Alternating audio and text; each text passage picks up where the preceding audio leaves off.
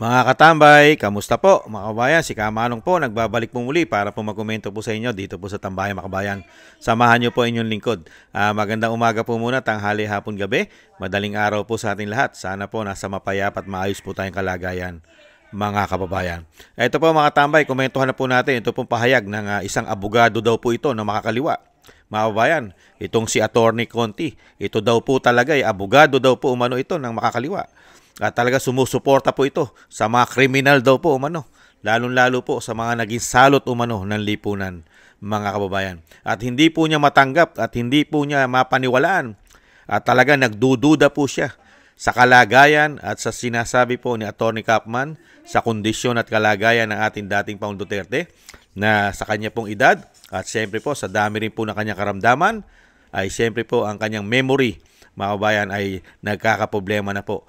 Siyempre po, may sakit ka na, may edad ka pa, stressful ka pa, stress ka pa sa ginawa sa iyo ng gobyerno. Hindi po ba? Hindi ba hihina ang katawan mo, pati ang kalusugan mo at pati ang iyong kaisipan. Kaya nga po nagiging makakalimutin na daw po. Ayon po yan kay Atty. Kapman. Pero pinagdududahan po yan ng isang abogado ng makakaliwa umano. Pakinggan po natin ang balita at komentuhan po natin. Can you tell us, ano ang opisyal na impormasyong nakarating sa inyo kaugnay sa tunay na kalagayan ni dating Pangulong Duterte? Ang impormasyon namin ay nagkaroon na ng pagtingin kay Duterte ang isang expert. At sa tingin namin ito ay psychologist or psychiatrist na tumingin sa kanyang mental health.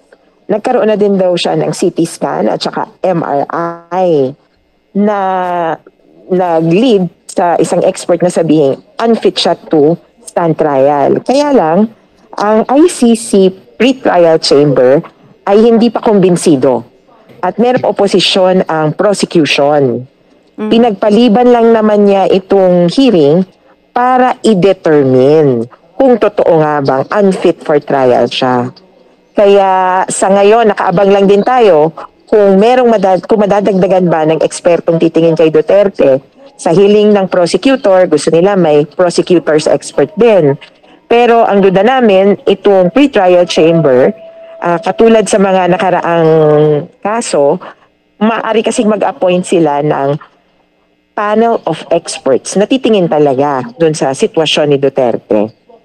Attorney, itong evaluation on the former president regarding his health, how long do you think this will take? Ano ang inyong realistic timeline for this? Well, we hope that it would take only a short while because he's already been seen by several doctors, including one anonymous expert by the ICC detention facility. So may tumingin na sa kanya na ang sabi, kaya kami litong-lito na dahil ang sabi ng eksperto ng independent in a way ng ICC detention facility, ang sabi ay may nakita silang decline in memory and executive function. Pero hindi naman niya sinabi na unfit for trial. Sa naririnig din namin ng mga kaanak, okay naman daw and there is nothing to worry sa kanya health-wise. Kaya parang kontra ito doon sa kiniklaim ni Nicholas Kaufman. Kaya talagang kailangan ng determination. Kung in terms of timeline, depende din kasi kung kailan papayagang pumasok, sino pa ba yung makukuhang expert. Kaya kung sa amin, kakayanin niya ng additional 1 week. Kaya dapat, sana by September 30, bumalik na ulit yung confirmation of charges. Among other things, hindi naman kasi niya kailangang present doon. Pero kung ano't ano man, hayaan mo na bigyan natin ng panahon. Siguro kahit 1 buwan, sapat naman siguro yon. Kaya sana before 2025, magkaroon na ng final finding tungkol sa fitness for trial niya. And then eventually, magtuloy na nga ang confirmation of charges hearing. Ano ba ang standard? Yan po mga tambay. At siyempre po, ang isa pong abogado umano ng makakaliwa, hindi po matatanggapan yan. Katulad po ni Conti. Una-una, walang respeto po yan eh. Nakita niyo po ang tawag kay dating Pangulong Duterte ay Duterte lamang. Kaya po ito si Conti, number 1, nag-aral po ito eh. Nag-aral po ito pero unang-una po, ang pinag-aralan ay hindi rumespeto po sa dating Pangulong Duterte. Yung dating Pangulo, kailangan po hindi niya irespeto yan. Kasama po sa pinag-aralan po yan. Lalo-lalo po kung ikaw po ay nag-aral sa grupo ng CPP, NPA, NDF. Talagang mawawala respeto mo. Lalong-lalo po ang dating Pangulong Duterte talagang kinalaban po yan para wakasan na po ang grupo na yan. Dahil parusa at pahirap po yan sa taong bayan na mahigit 50 years po yan na nagpaparusa at nagpapahirap po sa taong bayan. At pati pera ng gobyerno, pera ng taong bayan, pera ng buwis ng taong bayan, ay sila po ang nakikinabang. Lalong-lalo po ang grupo nila sa Kongreso. Hindi po ba? Isang damukal na party list po meron yan, mga kababayan. Kaya po hindi nila magugustuhan ng pamilya Duterte, ang dating Pangulong Duterte, mga kababayan. At syempre, nakipagsabwata naman po kasi ang gobyerno sa mga hinayupak na yan, sa mga salot na yan Nakita nyo po, talagang wala na po halos tumutugis sa kanila ngayon. Naghahari na po sila na naman sa karsada. At syempre po, pati po sa mainstream media ay talagang sila po'y paborito ng mainstream media. Kaya nga po'y sinasabi nga po natin, talagang systematic po. Ang gobyerno po ngayon ay nakatutok lang po halos sa pagpapabagsak sa pamilya Duterte. At may araw naman po yung mga yan. At hindi po matanggap ng isang abogado na hindi naman po abogado ng ICC, mga kababayan. Ito pong si Conti, hindi niya po matanggap dahil nga po ang sinasabi raw po ng pamilya ay maayos naman daw po ang dating Pangulong Duterte. Siyempre, ayaw rin po nilang mag-alala ang taong bayan. Hindi po ba? Ayaw nilang mag-alala at siyempre pinalalakas ng pamilya ang mga nagmamahal sa pamilya Duterte. Lalo-lalo po sa dating Pangulong Duterte na wag mawalan ng pag-asa. Kaya nga po talagang pinipilit po na hanggat maaari ang kahit po nasa kulungan ng dating Pangulong Duterte ay siyempre po yung pag-asa at siyempre yung lakas ng loob.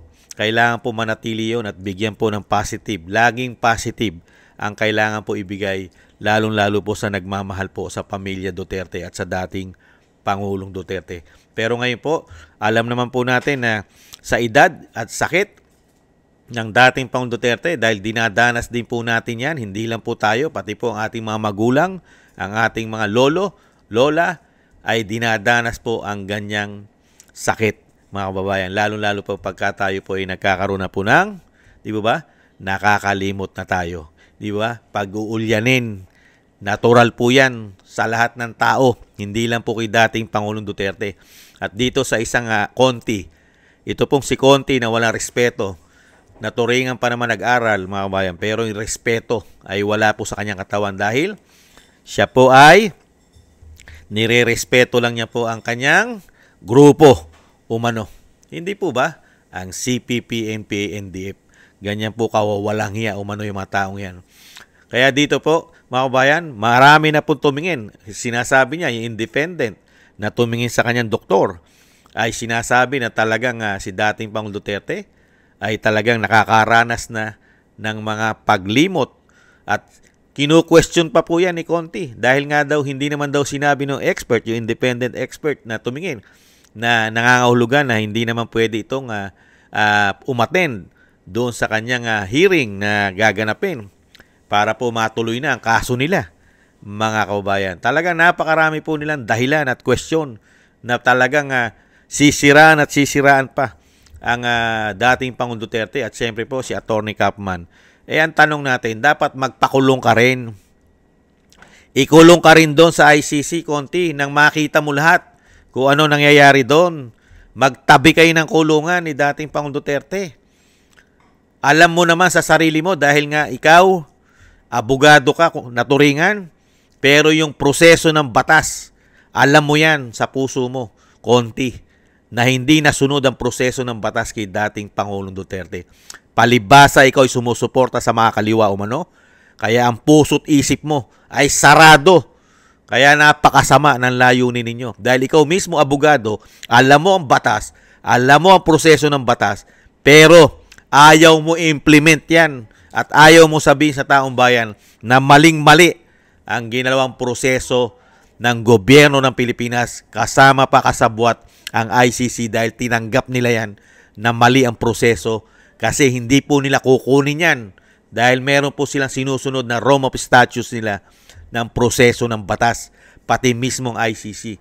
Kaya nga lang po, dahil sa politika, pera, involved dyan umano, napakalaking pera, at syempre yung politika gamit ang mga kaliwa. Di po ba? Talagang dadanasin po kahit sinong politiko na pababagsakin nila.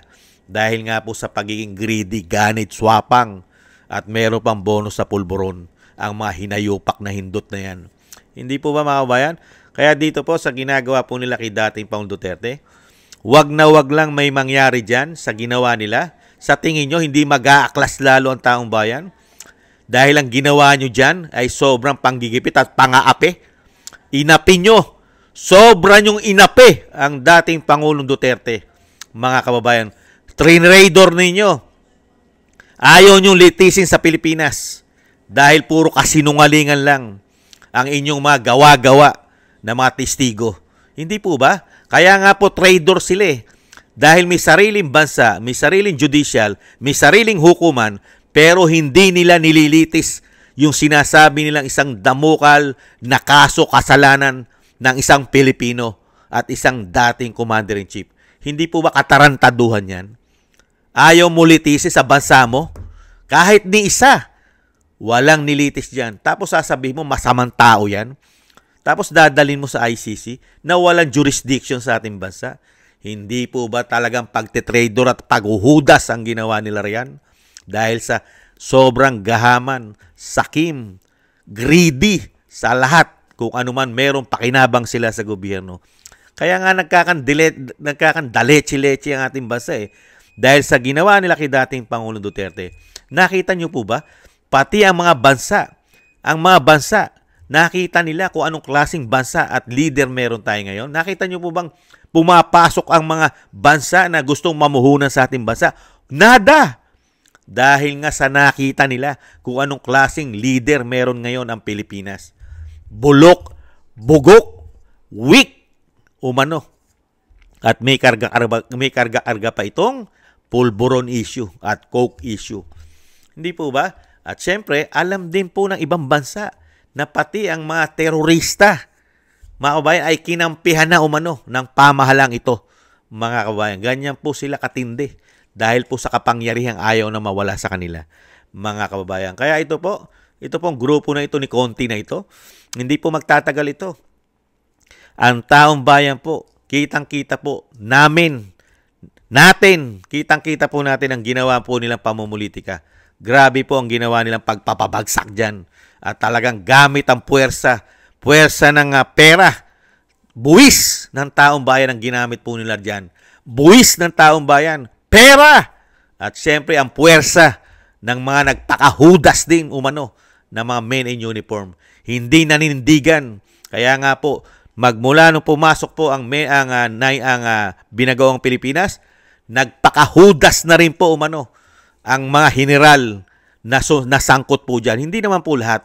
Yung involved at sangkot dyan sa ginawa sa dating Commander-in-Chief nila, dating Presidente, Pilipino, natural born Pilipino. Pero hinayaan po nila ang isang dating Pangulo na ipatapon sa ibang bansa na walang jurisdiction sa atin katulad ng ICC. Hinayaan ng men in uniform na bastusin at walang hiyain ang kanilang dating Commander-in-Chief. Kaya ang bansa natin ay hindi titino hanggang sila po ang namumuno. Dahil pati po ang mga makakaliwang grupo, umano, katulad ni Conti, ay sinusuportahan pa nila. Paano po uunlad at aasenso at uusad ang gobyerno natin at ang ating bansa pagka ganitong klase na mga lingkod bayang kuno ang maglilingkod sa iyo. Puro pang sariling interes at nakakahiya. Pati ang ating men in uniform ay nakakahiya sa ginawa nila. Binastos ang Pilipino at kahiya-hiya ito sa buong mundo. Sa buong mundo, nakakahiya na meron tayong mga ganitong general na nakipagsabwatan sa mga politiko. Pinamigay pati ang ating soberenya. Binastos nila. Hindi po ba? Binastos! Saan ka nakakita? Dating Commander-in-Chief, Pilipinas lang ang gumagawa niyan. Dahil sa pagiging greedy, ganit, swapang sa kapangyarihan, pati sa pera, may bonus pang pulburon. Ganyan po sila. Kailanman, kahit yung hinahangaan nila, kahit yung nire-respeto at hinahangaan nilang Amerika, kahit gaano kasama ang presidente nila, hindi nila ito pinamimigay sa ibang bansa para litisin doon. Di po ba? Ganon nila respetuhin at talagang sinasabi, protektahan ang kanilang mamamayan. Hindi katulad sa ating bansa. Pagka nagkaroon ka ng isang week at meron pang issue ng pulburon at coke, talagang wala po sa katinuan yan. Lahat po ng kahihiyan ay kaya niya pong tanggapin dahil nga po siya weak at may pulburon at coke issue pa. Saan ka nakakita?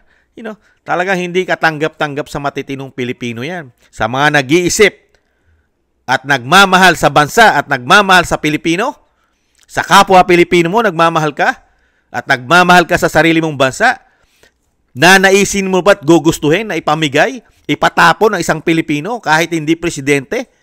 Samantalang nagbuo ang ating bansa nang meron tayong sariling soberenya, may kalayaan ang ating bansa, meron tayong hustisya, meron tayong judicial sa ating bansa, pero ayaw mong paganahin? Ayaw mong paganahin? Di po ba? Pambabastos yan, pangwawalang hiya yan, pang-trader yan, trader, panghuhudas po yan ang ginawa nila.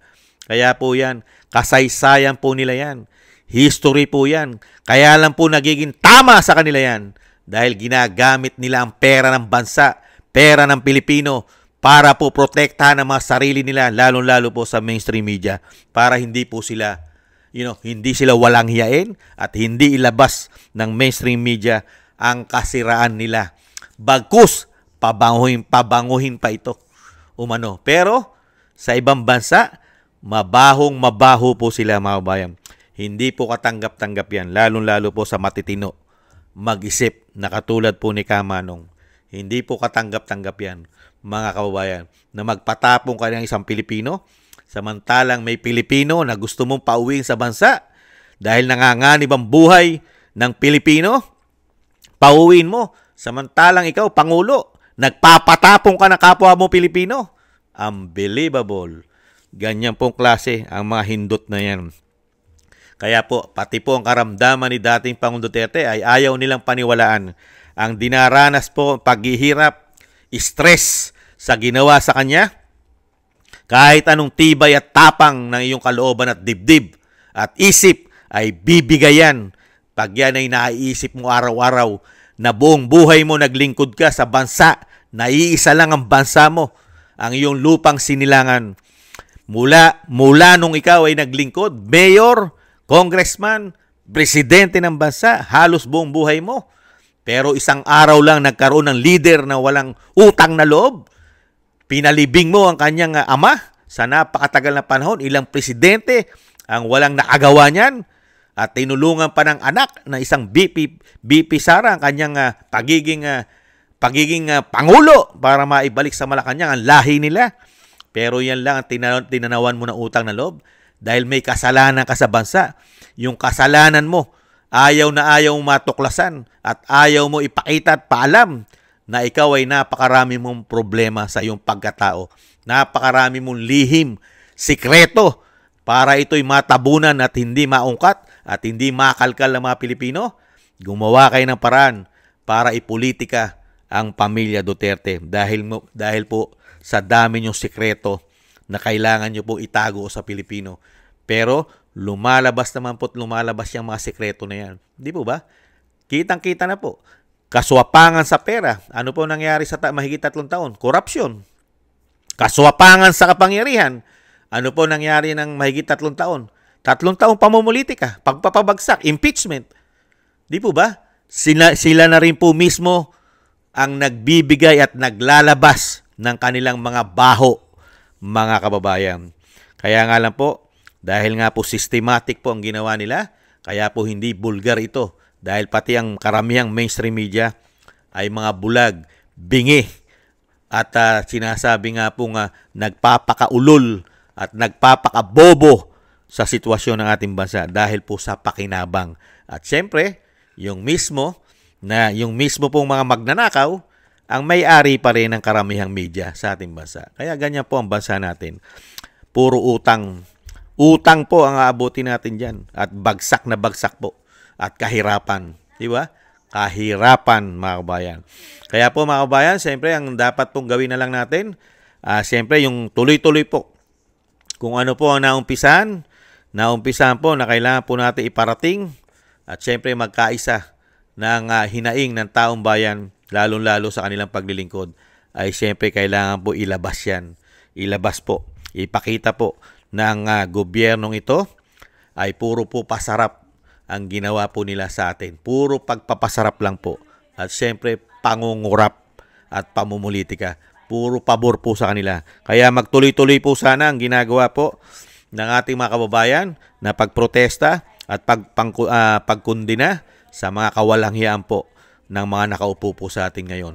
Sana po'y magtuloy-tuloy at suportahan po natin, mga kababayan. Maraming salamat po, mga kababayan, sa nagusto po ng ating Tambayang Makabayan sa YouTube at TikTok at sa ating po mga subscribers. Maraming salamat po. Thank you po sa inyong lahat. At syempre po sa mga nagko-comment, like, share, and subscribe. Maraming salamat po. At thank you din po sa mga nagbibigay po ng tulong at biyaya po sa inyong lingkod.